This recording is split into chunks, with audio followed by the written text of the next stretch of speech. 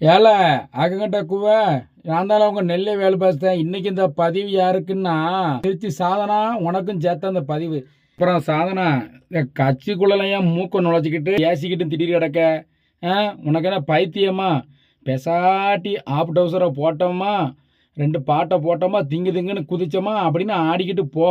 அதை விட்டுட்டு தேவையில்லாமல் எதுலேயும் கொண்டு மூக்க நுழைச்சிக்கிட்டு அப்புறம் சங்கடப்பட்டு சீரியழிஞ்சு போயிடாத.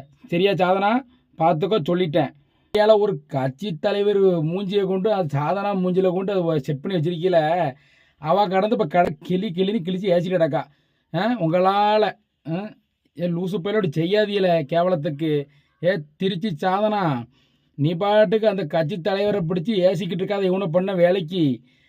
ஏற்கனவே இப்போ தான் ஒரு ஆள் ஒரு கட்சி தலைவரை பற்றி இதை பற்றி பேசி ஒரு 20 பேர் சேர்ந்து சும்மா கும்முன்னு கும்மி ஆஸ்பத்திரியில் படுக்க போட்டு இப்போ தான் அந்த மனுஷன் வெளியே வந்து இது பண்ணி வீடியோ போட்டுக்கிட்டு வேலையை பார்த்துட்டு கிடக்காரு.